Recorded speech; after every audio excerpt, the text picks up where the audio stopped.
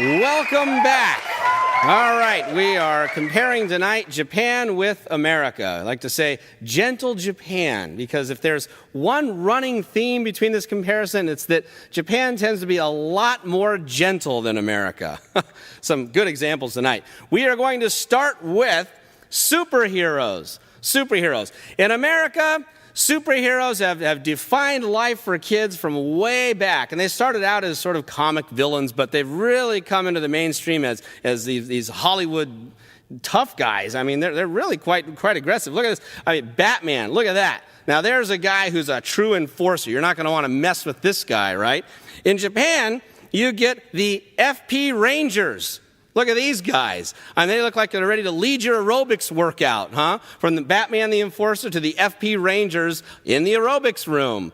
How about another superhero? This next guy, look, Superman, able to leap tall buildings in a single bound.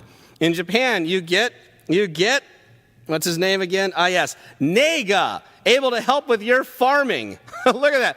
He can get out to the rice fields with you. He can trim the edge of the field. He can drive the tractor. He can push the wheelbarrow. Nega, exactly the superhero you need in the Japanese countryside. Quite a different situation. The all-time best comparison, maybe, in America we have Spider-Man. Get too close to him, and you may end up wound up in a tough web, dragged off to jail. In Japan, you get Anpanman. Get too close to him, you might just get a nice mouthful of tasty, bready bean paste goodness. That's what he's made of. Sweet bean paste superhero. It shows quite a difference in the types of countries there, huh? It's not just superheroes. Move on to police officers. Police officers, now in every country, hold up the law, right? In the West, they're going to interfere with you. Walking down the street, where are you going now? Here in Australia, you're heading home from the pub. They're going to say, where are you going, mate? Just heading home. What you got in your pocket there? Stop mouthing off to me. That kind of thing. Get in your face. Get in your business. Not so much in Japan. Now, in America, the police officers look like this. I mean, wow, they look like they're straight out of Special Assault Force 5, SEAL Team 6. Some sort of, one of these guys dropped out of a helicopter somewhere. Look at this. These are police officers. Now, they look like that, militarized in America. In Japan, they look more like rent-a-cops who are going to be guiding children to get across the street. The crossing guard brigade. Look at these guys marching by. Here we go to help the kids on their way to kindergarten. Training as a group, of course. Same uniforms. But look at that. The white gloves, the white shirts, the nice little hats to recognize. Hello, kids. Get across the street. From the assault force in America to the crossing guards in Japan. There's a nice police comparison. Here's another one. The Americans again. Militarized, right off the tanks, they got the bandoliers. Just look at these guys, ready to go. We'll win the next war, wherever they come from. And especially if they come from right up the street, they're ready. In Japan, they're ready to answer your questions. They look more like tour guides. Looking for a nice restaurant? We can help you with that. Having trouble carrying your textbooks? No problem. The Japanese police force, we're here for you. How may I help you, sir? In America, don't move, you SOB. In Japan, where would you like to have lunch today? Quite a comparison.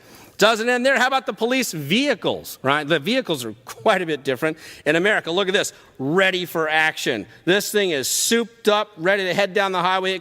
This is a car that could catch the Batmobile even. And it's probably set up to do that because of the influence of Batman. Oh, look at that car, so ready to go. In Japan, the police vehicle looks like it's ready to deliver books from the library. Sort of the Sunday afternoon senior center club car. Hey, guys, here's some books that are not in circulation anymore. Happy to pass them around the senior center. Look at that thing. Here's a good one. The American Police SUV. Head into the mountains, no problem. We're on it. Off-road, no problem. On-road, no problem. Urban warfare, countryside warfare. The American Police SUV is on the job. The Japanese equivalent looks more like a retired ice cream truck that they converted into something that could get around town. There's even a nice little song that plays on top. Ding, ding, ding, ding, ding. The police are here. Everything's fine. Ding, ding, do, do, do, do. And it looks like that. Nobody's going to commit a crime here because they're all too busy laughing whenever the police get close by. Now, there's a multi-vehicle police force in America, the squad car, the off-road police SUV, the helicopter in the air with the .30 caliber mounted on it, the multi-vehicle police force. Japan also has a multi-vehicle police force, you'll be pleased to know, but it includes things like the bicycle. Why leave that out? We can be earth-friendly while enforcing the law and helping people find a good place to have lunch and the kids get across the street. If you're going a little farther than that, but you don't quite want to use up the gas in the squad car, hop on the moped without pedals. That's an effective way to take those documents to the people who need them. That's what's in the box on back. No need to transport criminals, just documents, just guide maps to lunch places. Very friendly police force in a friendly vehicle fleet. All right, how about the food? The food. We gotta feed the people, right? In America, you've got a lunch that looks like it could feed an entire kindergarten class in Japan if they could overcome their fear and actually touch the thing. Look at that burger. I mean, that's probably a week's worth of calories here in Japan in one meal. In Japan, for that same kindergarten class, you get a meal that you could shoot a picture of in frame and hang above a baby's crib. It's so adorable. Food as a work of art to be adored, right? Here's another one. In America, 3 burgers on a plate, and not just any burger. We've got some fried onions on there, and it looks like something ready to go into combat, just like the police force. In Japan, the food is styled to look like it's taking a bath. Have some rice bathing in your curry. It's wonderful and puts everybody in a good mood. Or another one. In America, you're going to have a dinner you're not going to forget for days. Look at that. Steak by itself is not enough. We've got to get some spicy sausage in there, so enough sauce to cover the whole family. In Japan, edible art. Another something that can be put on a dais under a spotlight down on the corner museum. I mean, there's quite a difference between these two countries. From the superheroes to the police to the types of food. Japan is the gentle country. America's the aggressive country. So take this to heart and plan your travels accordingly. And now I'm going to go have some bathing curry.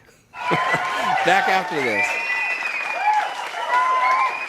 Wait, you're not done yet. We'd love it if you subscribe. So please click that subscribe button, and then you can go.